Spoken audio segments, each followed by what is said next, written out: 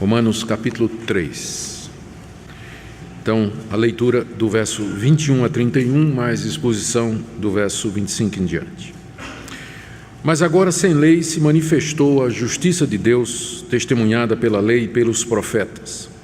Justiça de Deus mediante a fé em Jesus Cristo, para todos e sobre todos os que creem, porque não há distinção, pois todos pecaram e carecem da glória de Deus, sendo justificados gratuitamente por sua graça, mediante a redenção que há em Cristo Jesus, a quem Deus propôs no seu sangue como propiciação, mediante a fé, para manifestar a sua justiça, por ter Deus, na sua tolerância, deixado impunes os pecados anteriormente cometidos, tendo em vista a manifestação da sua justiça no tempo presente, para Ele mesmo ser justo e o justificador daquele que tem fé em Jesus.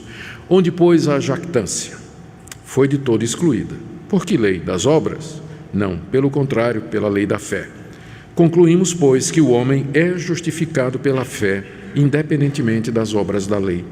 É porventura Deus somente dos judeus? Não é também dos gentios?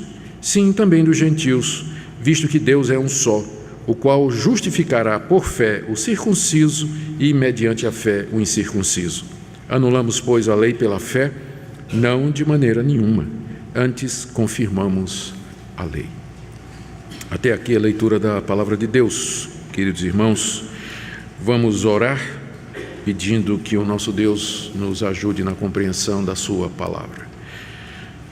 Pai, pedimos mais uma vez a direção do Teu Espírito Santo no entendimento da Tua revelação escrita. Pedimos não somente que possamos entender racionalmente, logicamente o que está escrito, mas perceber com os olhos do coração. Que o Senhor ilumine os olhos do nosso entendimento espiritual para apreendermos aquilo que o Senhor nos revela. Pedimos, ó Pai, que Tu fales ao nosso coração. Oramos por cada pessoa aqui presente, que nos ouve aqui na igreja e também através da transmissão pela internet, que a todos queiras abençoar através da Tua palavra, dando a cada um de acordo com a necessidade. É o que nós te pedimos em nome de Jesus. Amém. Queridos, nós entramos desde domingo passado na segunda parte da carta aos Romanos, onde o apóstolo Paulo começa a explicar a justificação pela fé. Como vocês se recordam, Paulo escreveu essa carta à igreja de Roma porque ele queria apresentar-se e apresentar o evangelho que ele pregava. O alvo de Paulo era missionário. Já fazia cerca de 12 a 15 anos que ele vinha pregando o evangelho naquela região que fica ao redor da bacia do mar Mediterrâneo. Se você olha no mapa bíblico, você vai ver aquela região toda, que pega a Ásia, pega a parte da Caia, todas as províncias do Império Romano. Durante 12, 15 anos, a gente não tem muita certeza, Paulo plantou igrejas naquela região. E depois de um tempo ele olha para trás e vê que não tem mais campo, porque em todo lugar ele já tinha pregado o evangelho. Ele coloca os olhos ao norte, lá na Espanha, onde Cristo ainda não havia sido anunciado. Só que para ele pregar na Espanha, ele precisava do apoio de uma igreja que estivesse mais ou menos no meio do caminho. E exatamente a igreja de Roma se encaixava nisso aí. Paulo não era conhecido da igreja de Roma, ele não era o fundador da igreja de Roma, embora houvesse na igreja de Roma pessoas que o conheciam.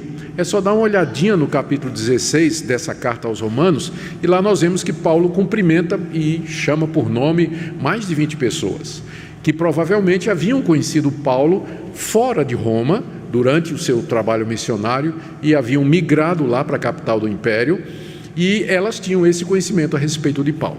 Mas a liderança da igreja, a igreja em si, não conhecia o apóstolo Paulo.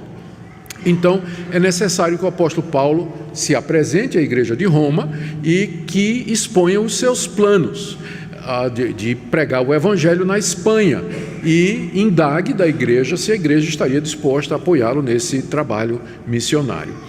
Só que Paulo sabia que a reputação dele entre os judeus não era lá muito boa, e especialmente em Roma havia uma comunidade muito grande de judeus, a ponto de que alguns anos antes, de Paulo escrever essa carta, o imperador Cláudio expulsou os judeus de Roma, porque eles eram tantos e a influência deles na política e no comércio era tão grande, que ele mandou os judeus ir embora de Roma, não é? E como o império não fazia a diferença entre judeu e cristão naquela altura, para eles os cristãos eram uma seita do judaísmo, então muitos cristãos também foram mandados embora. Tem até um autor pagão daquela época, um historiador daquela época, não tinha nada de cristão, ele até registra esse fato e diz que o imperador Cláudio acabou expulsando os judeus de Roma por causa da instigação de um tal de Cresto. Mas quem seria esse Cresto? E se fosse Cristo? O historiador romano, ele não sabia muito bem a distinção. Cristo é uma palavra em aramaico, Então ele citou como Cresto, diz que foi por causa de Cresto que o imperador mandou os judeus embora.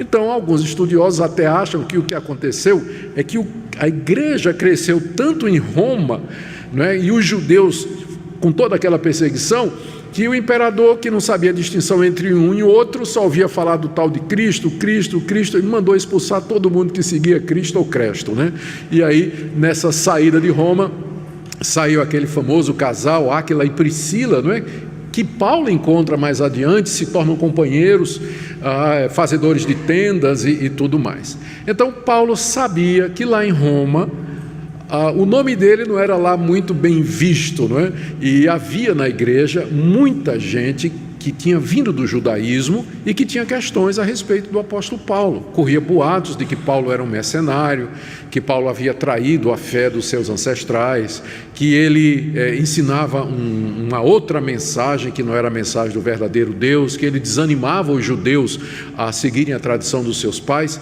Então, o apóstolo Paulo, nessa carta preparatória para a visita dele, ele antecipa alguma das questões que ele sabe que quando ele chegar lá em Roma, vão perguntar para ele.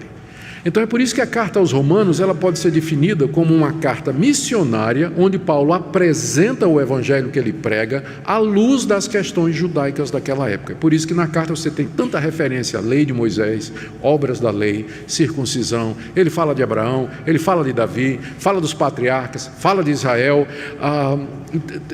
está cheia de referências ao Antigo Testamento, a carta, exatamente porque o ambiente que a carta encontraria era esse ambiente judaico e que não era exatamente um ambiente muito favorável ao apóstolo Paulo. Então ele divide a sua carta em 5 ou 6 partes. Na primeira parte, ele mostra a perdição de todos os homens. Todos os homens estão perdidos, inclusive os pagãos que estão lá na Espanha. Por isso que eu preciso pregar o evangelho para eles. Eles nunca ouviram falar de Deus, mas eles estão perdidos do mesmo jeito por conta da revelação que Deus fez de si mesmo na natureza e na consciência deles. Mas não só eles, os judeus também estão perdidos, porque eles receberam a lei de Deus, mas eles não guardam a lei de Deus, eles não cumprem a palavra de Deus. Então judeus e gentios estão todos perdidos e é por isso que eu preciso pregar o evangelho. Não me envergonhe do evangelho, porque é o poder de Deus para a salvação de todo aquele que crê, primeiro do judeu e também do gentio, diz ele logo no começo da carta. Então os capítulos 1, 2 e até metade do 3, nesses capítulos o apóstolo Paulo fala da perdição de toda a raça humana. E agora, metade do capítulo 3 até o final do capítulo 5, ele vai expor de que maneira o Deus justo salva pecadores de entre os gentios e de entre os judeus, que é mediante a fé em Jesus Cristo. Do capítulo 6 até o capítulo 8, ele vai explicar de que maneira as pessoas que são salvas pela fé em Jesus Cristo, judeus e gentios, elas devem viver aqui nesse mundo. Ele vai falar de como Cristo nos liberta do poder do pecado, capítulo 5, ele vai falar da nossa união com Cristo, que é a base para a nossa salvação e santificação, capítulo 5. Ele vai falar como Cristo nos liberta do pecado, capítulo 6, ele vai falar como Cristo nos liberta da lei, capítulo 7, vai falar da vida no Espírito, capítulo 8, e de 9 até 11 ele começa a falar de Israel. O que é que vai ser da nação de Israel? Será que Deus abandonou os judeus? Tem ainda um plano para os judeus? É a parte em que ele trata de escatologia, não é? E aí de 12 até o final, ele dá orientações práticas para a igreja. Ele fala a respeito dos dons espirituais, unidade, vida de santidade, como se relacionar com os irmãos em questões de diferença de opinião. E ele termina no capítulo 14 e 15 falando dos seus planos de ir para Roma e de ir para a Espanha, mas antes passar em Roma e receber o apoio da igreja para esse empreendimento missionário. O capítulo 16 são saudações que ele faz. Então nós estamos aqui no início do capítulo 2, em que Paulo está, no início da segunda parte da carta, onde o apóstolo Paulo está falando da justificação pela fé, como Deus justifica pecadores. E no domingo passado nós vimos, do verso 21 até o verso 24, os seguintes pontos que Paulo fala a respeito do caminho de Deus. Ele diz que Deus é justo, mas Deus justifica pecadores. É assim que ele nos salva, através de uma justiça que não é nossa, mas a justiça de Jesus Cristo, que nos é aplicada, que nos é imputada. E essa aplicação da justiça de Deus e, portanto, da sua salvação, acontece sem as obras da lei. Não é alguma coisa que nós merecemos, não é porque nós temos o direito, não é alguma coisa que se originou em nós, mas é o próprio Deus que gratuitamente nos oferece essa justificação. Ela estava ensinada no Antigo Testamento, desde o início do mundo, mas estava na forma de símbolos, de figuras, estava meio que velado, mas agora, no tempo presente, com a vinda de Jesus Cristo, essa justiça de Deus, a maneira pela qual ele justifica pecadores, ficou clara, com o testemunho, inclusive, do Antigo Testamento. Ele ensina que Deus dá gratuitamente essa justiça mediante a fé em Jesus e que a base dessa justiça que Deus nos dá é a redenção que há em Cristo Jesus. E aqui, isso foi até o verso 24, né? De 21 até 24. A partir do verso 25, o que a gente percebe é uma preocupação do apóstolo Paulo em explicar aos seus leitores de Roma o que poderia ter parecido uma injustiça da parte de Deus.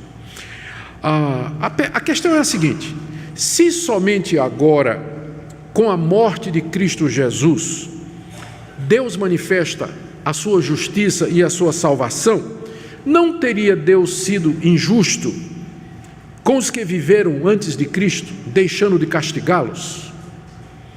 Porque o pecado existe desde Adão. Cristo veio milhares de anos depois. Então, nesse período, né, Deus não destruiu a humanidade como deveria destruir, porque o salário do pecado é a morte e Deus é justo. Deus conviveu com o pecado da humanidade e não destruiu a humanidade como ele deveria fazer, já que ele é justo. Então, como explicar isso? É o ponto de Paulo agora. Ele vai dizer que Deus, na sua paciência, deixou impunes os pecados cometidos antes de Cristo, porque ele estava aguardando o momento de manifestar a sua justiça. O pecado foi castigado, seria castigado. Em Cristo Jesus, Deus castigou os pecados, antes de Cristo e depois de Cristo. Então, antes de Cristo, ele estava sendo paciente, não destruiu a humanidade, porque aguardava a plenitude dos tempos, quando seu filho haveria de vir e na cruz do Calvário oferecer um sacrifício completo pelo pecado, pagando a culpa do pecado, apaziguando a ira de Deus. Então é isso que ele explica aqui, do verso 25 até o final, no verso 31. Nós vamos seguir então a passagem. Há vários pontos aqui que Paulo está fazendo. Eu quero examinar 4 ou 5 declarações dele e terminar com algumas aplicações, assim nos permita Deus. E vamos começar com a primeira declaração, que está aí no verso 25. No verso 24 ele diz que nós somos justificados gratuitamente pela graça de Deus, mediante a redenção que há em Cristo Jesus. E aí ele afirma: a quem, Jesus, né, o qual Deus propôs no seu sangue como propiciação mediante a fé. Essa é uma frase complicada que precisa de um pouco de atenção da nossa parte. Paulo está dizendo que Deus propôs a propiciação, o pagamento dos pecados, na pessoa de Jesus Cristo. Essa palavra aí, propor, significa apresentar alguma coisa publicamente, fazer uma oferta diante de todos, é uma manifestação pública de uma proposta. Ou seja, antes de Cristo, a intenção de Deus e o plano de Deus não eram assim tão claros. Estavam lá no Antigo Testamento, prefigurados nos símbolos, tipos e figuras. Nós vamos ver um deles daqui a pouco. Mas foi somente agora que Deus propôs, Deus apresentou publicamente o seu plano. Com a vinda de Cristo, essa proposta se torna pública. Agora todos podem ver, todos podem saber de que maneira Deus é justo em castigar o pecado em Cristo e dessa forma justificar pecadores. Ou seja, Deus apresenta à humanidade publicamente, claramente, o caminho pelo qual a humanidade pode se livrar da sua ira. Isso aqui é importante nós lembrarmos, porque o fulcro da questão é essa aqui. Nos capítulos 1, 2 e metade do capítulo 3, o apóstolo Paulo disse que a humanidade está debaixo da ira de Deus.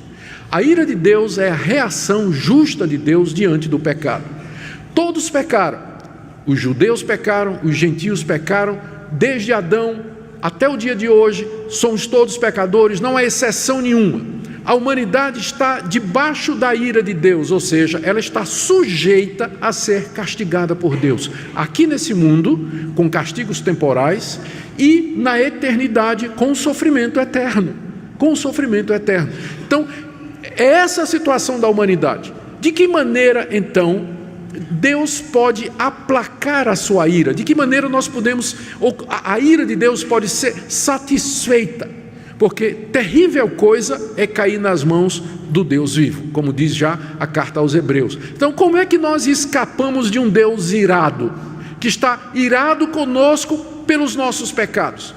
O próprio Deus propôs isso.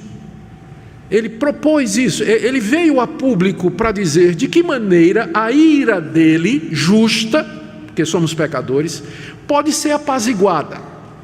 De que maneira a ira justa dele pode ser apaziguada. Então ele propôs isso. O que ele propôs é aqui, voltando ao verso 25, ele propôs a Jesus Cristo como propiciação.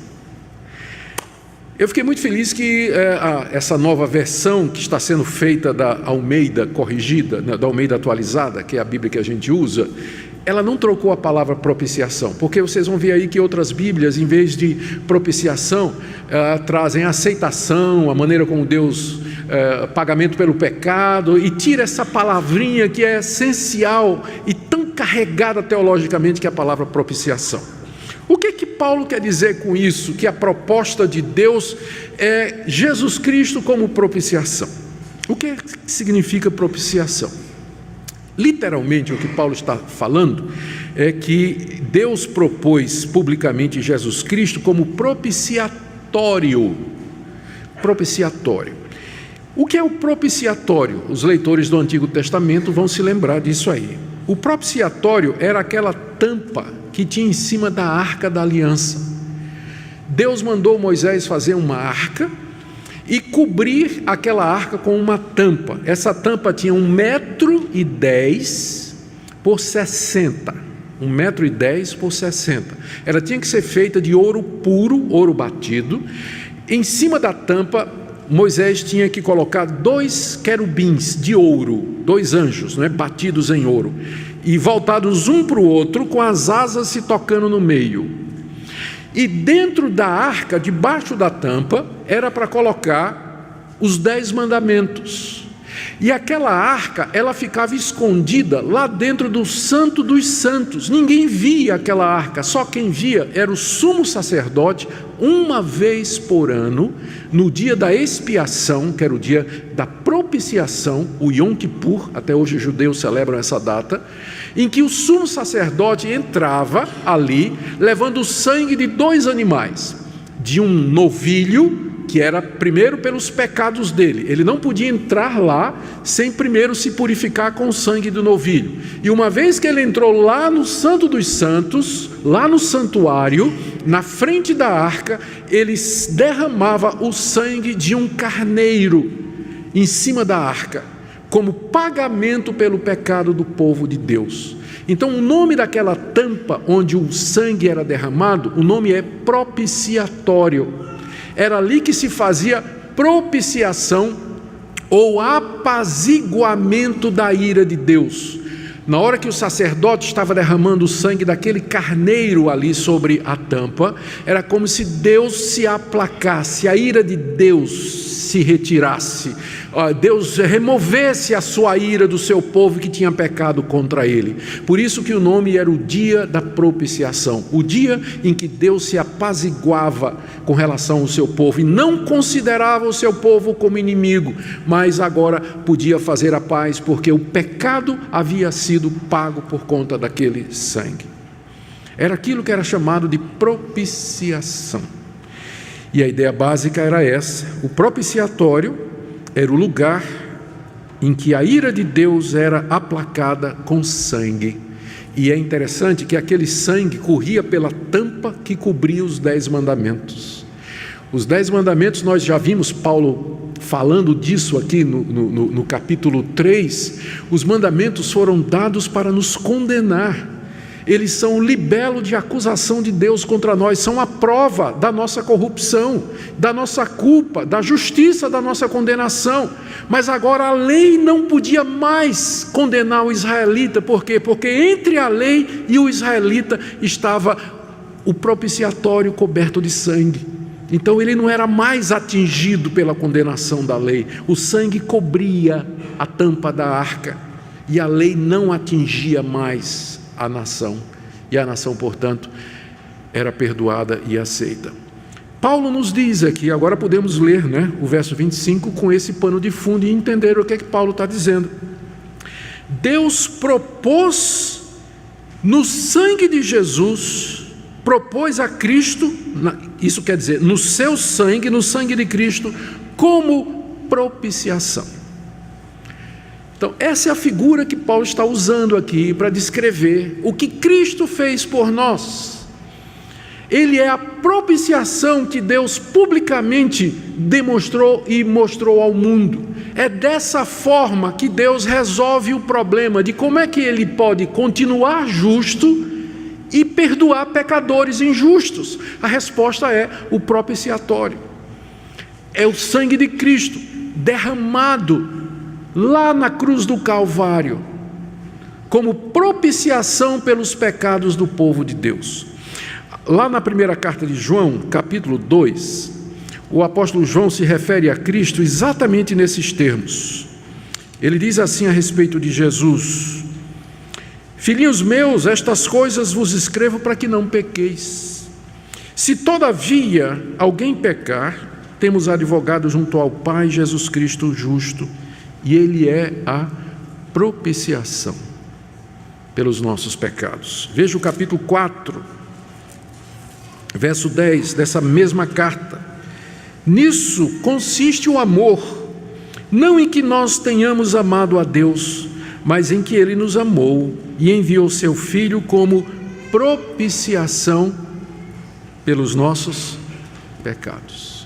Então agora ficou claro o que é que Paulo está dizendo aqui, de que maneira Deus manifesta a sua justiça.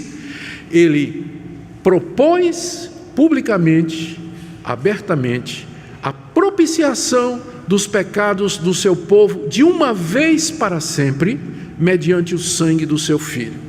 No Antigo Testamento, o propiciatório estava oculto, ele era escondido lá dentro da tenda, fechado por cortina.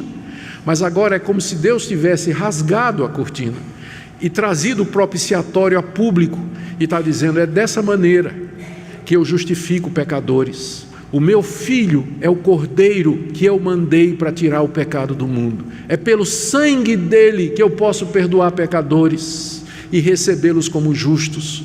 E dessa forma a minha ira é aplacada.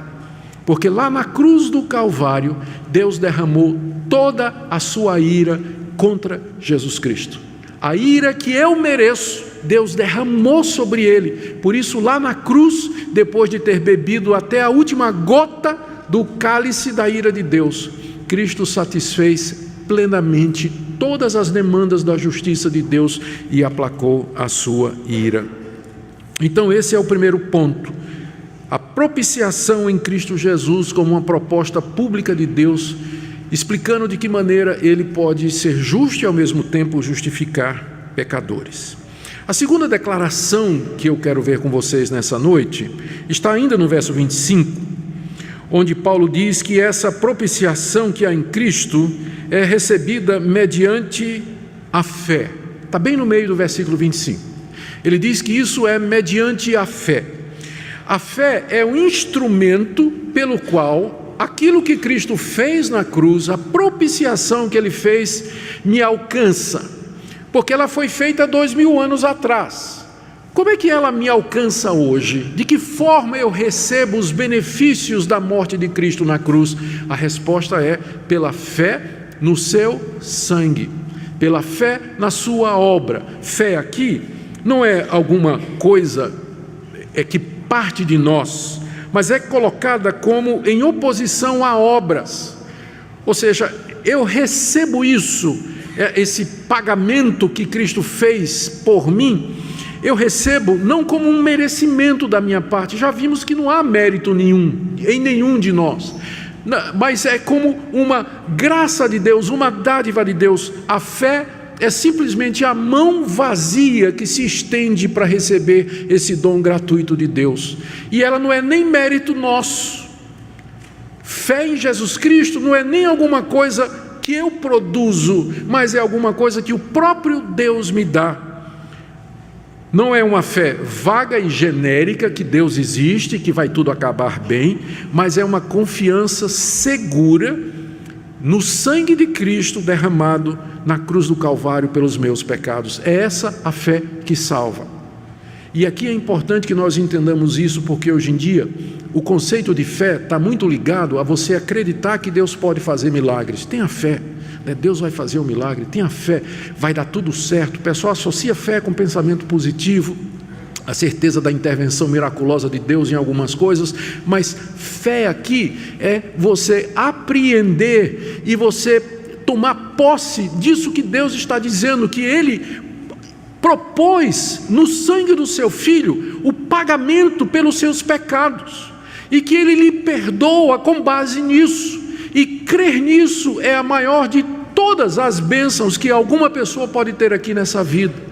A certeza plena de que seus pecados foram propiciados, foram pagos completamente na cruz, mediante o sangue de Jesus Cristo. Então, é mediante a fé.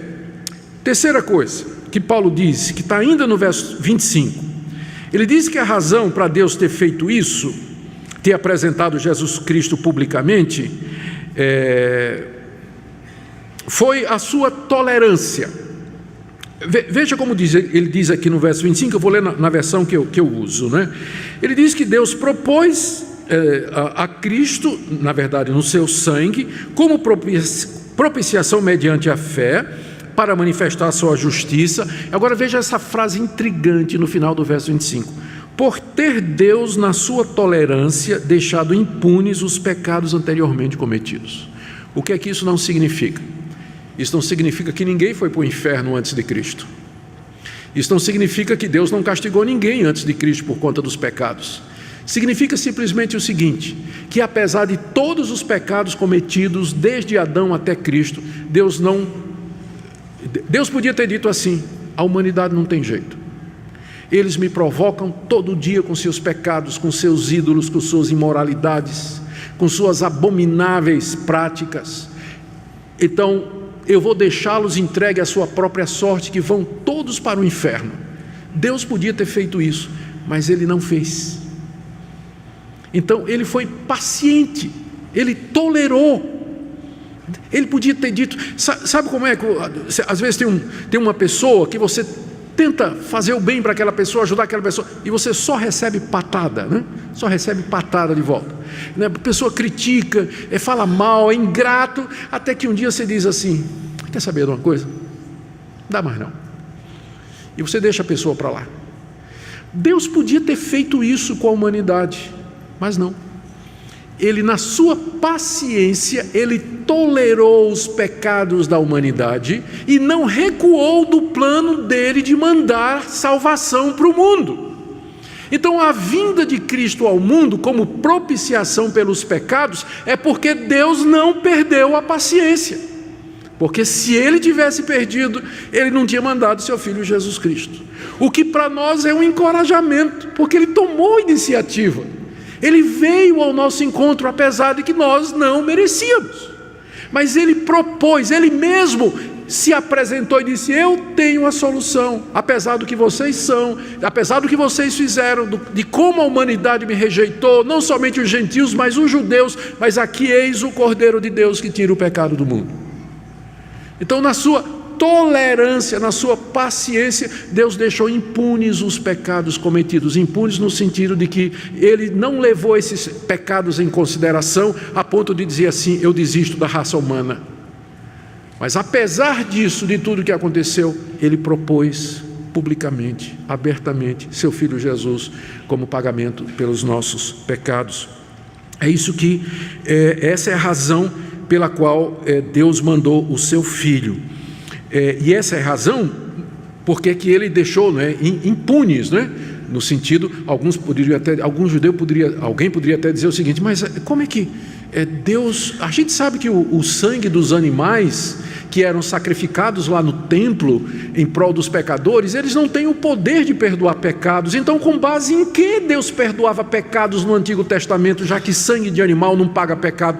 A resposta é que Deus já tinha preparado um sacrifício real pelos pecados, o sacrifício do seu próprio Filho, em que ele assume o lugar do pecador, recebe a ira de Deus e quita a justiça de Deus completamente. Então Deus olhava para o futuro. Nós dizemos, as pessoas perguntam: como é que então no Antigo Testamento as pessoas eram salvas antes de Cristo vir? A resposta é: eles eram salvos da mesma forma que nós somos salvos hoje. Sempre houve somente um caminho de salvação. No Antigo Testamento as pessoas eram salvas pela fé no sangue do Messias que haveria de vir. Hoje nós somos salvos pela fé no sangue do Messias que já veio. A diferença é só nossa posição na história. Eles estavam antes, nós estamos depois do centro da história, que é a vinda de Cristo. Mas o processo sempre foi o mesmo. O israelita fiel no Antigo Testamento, ele olhava com esperança para a expectativa messiânica. Ele sabia que aqueles animais ali, cujo sangue era derramado, eram apenas uma figura daquilo que Isaías descreve no capítulo 53. O servo sofredor, o Filho de Deus, o Messias ungido, sofrendo e pagando o pecado da nação. Então ele olhava pela fé no cumprimento das promessas de Deus. Hoje nós olhamos para trás e vemos que a promessa já foi cumprida e nos ligamos a Cristo pela fé. Eles se ligavam a Cristo pela fé antes, nós nos ligamos a Cristo pela fé. Eles olhavam para frente, a gente olha para trás. Mas é a mesma coisa, sempre foi. A propiciação sempre foi mediante o sangue de Jesus. Agora deixe-me ir rapidamente para a quarta declaração de Paulo, e aqui nós já nos movemos do verso 35 para o verso 26. Ele diz no verso 25 que Deus fez isso para manifestar a sua justiça, está vendo aí? E no verso 26 ele repete, para que a gente não perca a linha de pensamento, tendo em vista a manifestação da sua justiça no tempo presente.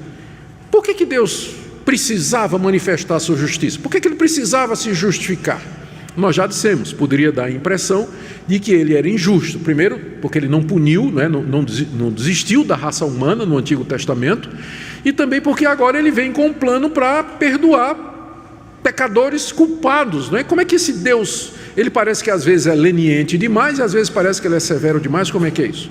Então, para que Deus manifestasse a sua justiça, para que ele mostrasse que ele é justo, que ele é coerente, então ele propôs Jesus Cristo publicamente como sendo o caminho da salvação. E na cruz de Cristo você tem a resposta para essa pergunta: como é que Deus pode ser justo e ao mesmo tempo perdoar pecadores culpados, perdoar pessoas injustas? E a resposta é essa aqui: que Deus na cruz castiga o pecado, toma a justiça de Cristo, a obra que ele fez, o mérito, o crédito que ele obteve na cruz, e gratuitamente aplica ao pecador.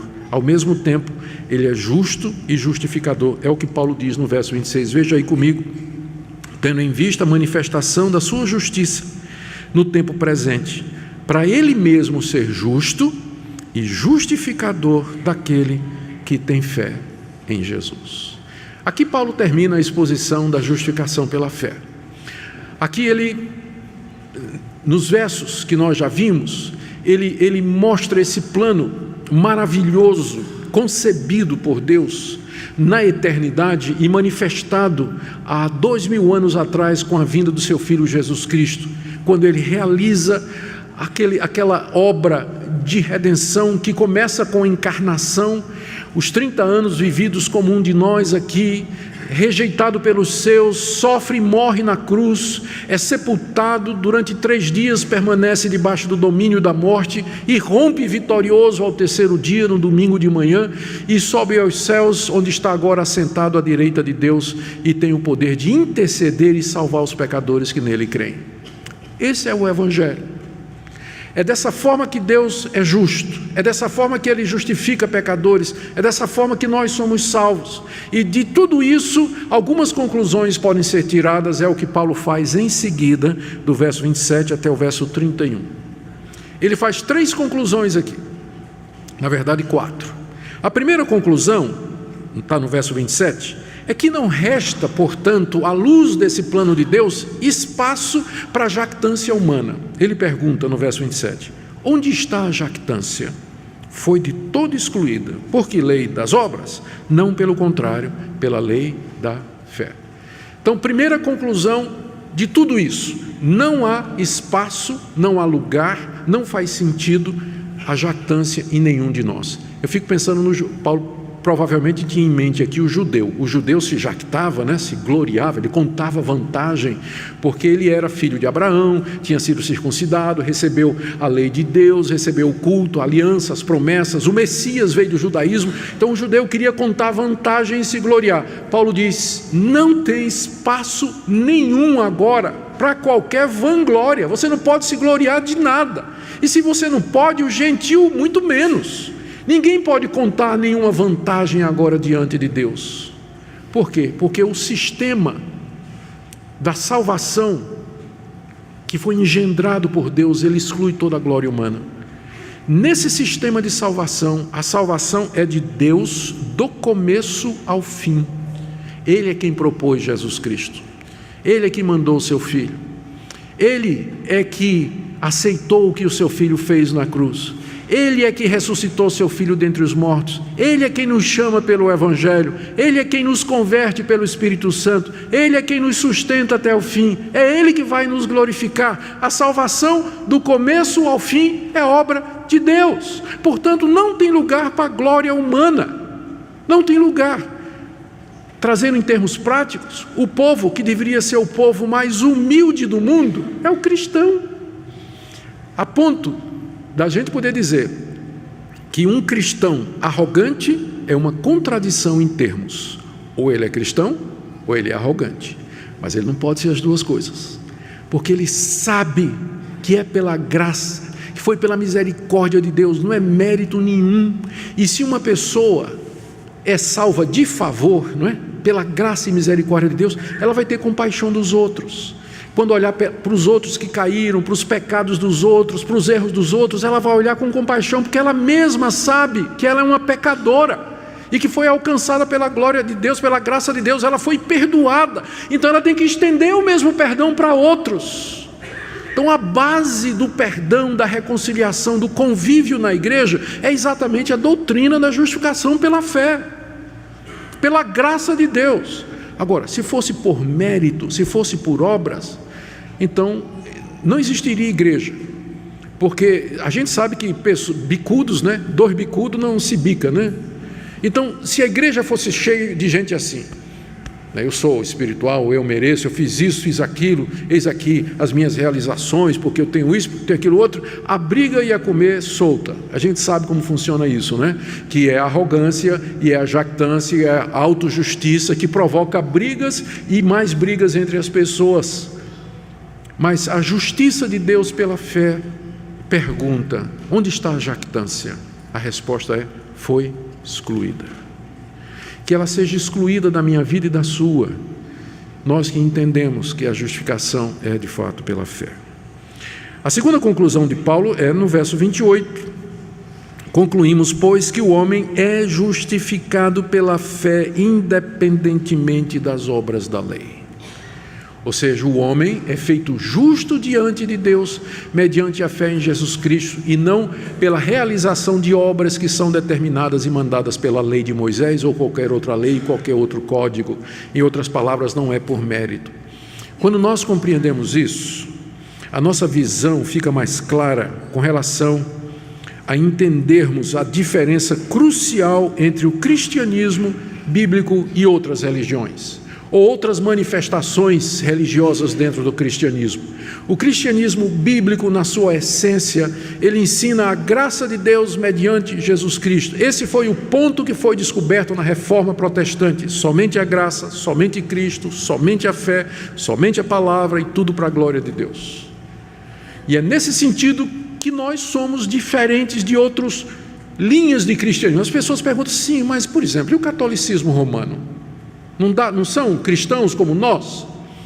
Eu diria o seguinte, se um católico romano, ele acreditar em Cristo e em Cristo somente, como sua justiça, como propiciação pelos seus pecados, se a sua única esperança é a obra completa de Cristo Jesus na cruz, ele é meu irmão.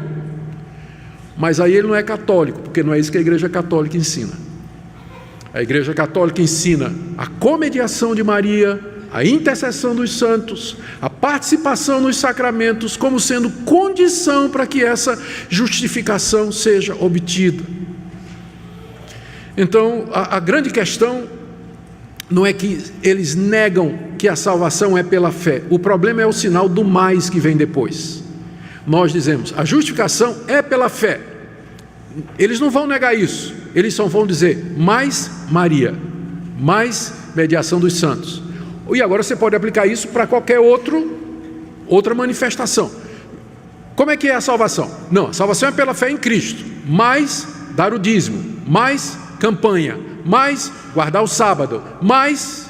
Então, se tiver um mais, já não é a doutrina bíblica da justificação pela fé, que é sem as obras da lei.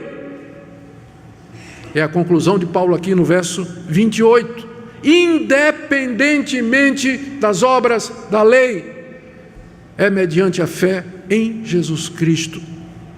Terceira conclusão de Paulo, verso 29 e 30.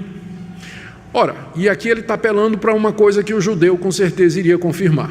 Para o judeu só havia um Deus verdadeiro, e nesse ponto está corretíssimo, nós concordamos também. Só há um Deus, e se existe um só Deus, ele é Deus não só dos judeus, mas de todos os povos, ainda que os povos não o reconheçam e tenham lá os seus deuses. Mas se há um único Deus, ele é Deus de todos. É exatamente o argumento de Paulo, verso 29. É porventura Deus somente dos judeus? Os judeus diziam, não, de jeito nenhum, nosso Deus, porque ele é o único Deus verdadeiro, é Deus de todos, só existe ele, então ele é Deus de todas as nações. Resposta de Paulo, né?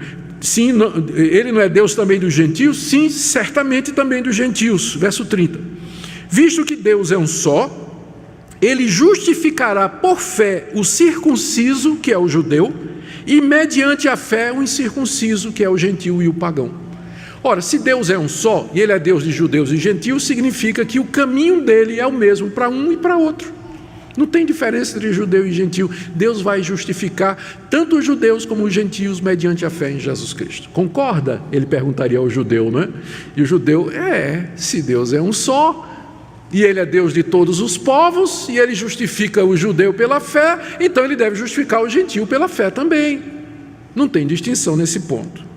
E aí no verso 31, a quarta conclusão do apóstolo Paulo, que na verdade não é uma conclusão, ou é uma conclusão também, mas ele está aqui antevendo uma pergunta. Olha só o verso 31. Anulamos, pois, a lei pela fé? Porque, com certeza, parece que ele está vendo a mãozinha levantada lá, né? Paulo, você acabou de dizer que nós somos salvos independentemente das obras da lei. Então você quer dizer que o evangelho, a justificação pela fé, anula a lei? A lei não tem mais papel na vida do crente, os 10 mandamentos. Para que servem os 10 mandamentos agora? Se não salva, tanto faz se eu guardo ou se não guardo. E agora, anulou a lei? Resposta de Paulo: de jeito nenhum. Antes, nós confirmamos a lei. Como confirma a lei? Como a justiça pela fé confirma a lei? Olha, é muito simples. Lutero, talvez foi quem melhor explicou isso, com uma frasezinha com duas expressões muito descritivas. Ele disse assim: a lei nos manda a Cristo para justificação, e Cristo nos manda de volta a lei para a santificação. Uma pessoa que foi salva pela graça e não pelas obras da lei, se aproxima de Deus e pergunta: meu Salvador, me salvaste merecidamente, que posso fazer para agradar-te? Resposta de Deus: não terás outros deuses diante de mim, não farás para ti imagem de escultura, não tomarás o meu nome em vão, respeita pai e mãe, não mente, não adultera, não cobiça nada do teu próximo, não tira a vida do teu próximo. Ou seja, a lei me leva a Cristo, porque ela diz assim: você é um pecador, corra porque eu vou lhe pegar. Corra para Cristo, porque debaixo de mim você está condenado. Os 10 mandamentos gritam isso, que nós somos pecadores miseráveis e passíveis de condenação. E nós fugimos da lei e nos abrigamos nos braços de Jesus. Jesus nos recebe e diz: bem-vindo. Agora você vai voltar. Só que você vai voltar como perdoado e justificado, porque eu cumpri toda a lei. E você agora vai seguir a lei como norma de gratidão. É assim que a lei é confirmada pelo Evangelho. Ela é a nossa norma de gratidão. Você foi justificado pela fé, mediante a graça, sem obras da lei. Quer saber agora como é que você vai viver? Não terás outros deuses diante de mim, não farás para ti imagem de escultura, não adultere, não roube, não faça nada disso. É assim que você vai agradar a Deus. A lei não é nosso caminho de salvação, mas é nossa norma de gratidão. Como é que eu agradeço o que Deus fez por mim? Nas outras religiões, você guarda a lei para ser salvo. No cristianismo, primeiro eu sou salvo, e depois eu vou guardar a lei como expressão da minha gratidão. Então é nesse sentido que o Evangelho, ele não anula a lei, ele confirma a necessidade da lei. A lei continua dizendo: você é um pecador, Augustus, você é um pecador, você errou aqui, corra para o sangue do Cordeiro, arrependa-se, mude, confesse, entregue-se a Deus, clame pelo sangue de Jesus. Então a lei permanece como sendo expressão da vontade santa de Deus e a norma pela qual eu vou guiar a minha vida. Anulamos a lei? Não, pelo contrário, confirmamos a lei. Eu quero terminar aqui com 2 conclusões. A primeira delas, aliás, todas as duas já foram tocadas aqui, estou fechando apenas. Eu acho que ficou claro dessa exposição inicial de Paulo. Ele vai continuar falando da justificação pela fé no capítulo 4, nós veremos isso mais adiante. Mas ficou claro o que é que Paulo está dizendo, e a Bíblia toda, que a redenção do pecador, do começo ao fim, é obra de Deus. É Ele quem propôs esse plano maravilhoso, não foi iniciativa humana. Ele que proveu o sacrifício necessário para aplacar a sua ira. E, portanto, o que o Evangelho nos ensina é que esse Deus vem a nós. Ele vem a nós. Ele vem ao nosso encalço. Ele nos procura. Por isso, ânimo, meu irmão. Ele te chama. Ele te chama nessa noite. Ele vem até você e Ele chama você e diz: entenda a sua situação, seu pecado, sua culpa e sua miséria. Olhe para a cruz, para a propiciação, o sangue do meu filho. Creia, arrependa-se dos seus pecados e deposite sua confiança somente em mim. Ânimo, irmão. Ele chama você nessa noite, no Evangelho, a que você se arrependa e que você venha a Cristo Jesus para pleno perdão. Segunda conclusão e aplicação. Está muito claro também no texto, a forma como Paulo explica, não somente aqui, mas na Bíblia toda, que a ira de Deus foi plenamente satisfeita em Cristo Jesus. Lá no Getsêmani, diante da perspectiva da cruz, Cristo 3 vezes disse: Pai, se é possível, passa de mim esse cálice. Esse cálice, aquele cálice que Cristo relutava em tomar, era o cálice da ira de Deus, cheio até a boca, espumando com a ira de Deus, que ele tinha que beber até a última gota. E diante daquela expectativa, ele dizia, pensando no sofrimento, na dor, na angústia de ser alvo da ira plena de um Deus justo e irado, ele diz, se é possível, passa de mim esse cálice. Mas no final ele diz, não seja feita a minha vontade, mas a tua. E na cruz do Calvário, na verdade, não foi vinagre com fel que ele bebeu, mas ele bebeu até a última gota do cálice da ira de Deus. E quando terminou, ele gritou, Deus meu, por que me desamparaste? Porque naquela hora ele experimentou plenamente a ira de Deus sobre ele, a angústia profunda, indescritível da sua alma santa e inocente, ao ser punida com a ira infinita do Deus justo e santo. Por isso, toda vez que você se arrependeu, pediu perdão a Deus e continuou se sentindo culpado, num certo sentido você está menosprezando o que Ele fez. Você está menosprezando o que Ele fez. Eu queria que você entendesse nessa noite que já não há condenação para os que estão em Cristo Jesus, porque a ira de Deus se aplacou com relação a você. Seu pecado foi pago, foi perdoado completamente. Cristo levou sobre si o castigo que você merecia e levou todo. Portanto, quando vem doença, não diga que Deus está com raiva de você, que Deus está me punindo pelos pecados. Quando vem uma tribulação, uma dificuldade na sua vida, não diga assim, a ira de Deus está sobre mim. Porque se você já é de Cristo, não há mais nenhuma condenação. Porque Ele propiciou na cruz completamente a ira de Deus, satisfez a justiça de Deus. Deus usa as aflições desse mundo para nos corrigir como filhos, é a mão bondosa deles. O mesmo acidente, a mesma catástrofe que significa a ira de Deus contra os ímpios, mas ao mesmo tempo para nós ela é santificada como um meio de correção, de bênção, de crescimento, de aperfeiçoamento do caráter. Nós sofremos aqui nesse mundo igual aos ímpios, só que para eles é juízo de Deus, é Deus começando a derramar a ira dele, que vai derramar no inferno completamente contra eles. Mas para nós é santificado pelo Espírito Santo as tribulações e aflições como meio de nós crescermos aqui. Por isso eu queria que nessa noite talvez você tenha que chegar para Deus e dizer, Deus me perdoa, porque eu tenho duvidado do sacrifício de Cristo, da eficácia do sacrifício. Eu não consigo aceitar que o Senhor me perdoa, eu não consigo me perdoar e nem aceitar que o Senhor me perdoa. Mas se confessarmos os nossos pecados, Ele é fiel e justo para perdoar os nossos pecados e nos purificar de toda injustiça. Que essa noite seja uma noite de gratidão, de louvor a Deus por tudo que Ele é, o que Ele fez por nós. Há um hino em inglês que diz, escrito por Charles Wesley, se 1000 línguas eu tivesse para adorar e agradecer a Deus o que Ele fez por mim. É o desejo do nosso coração. Se nós tivéssemos essa capacidade para louvar a Deus pelo que Ele fez por nós. A Ele toda a honra e toda a glória. Oremos.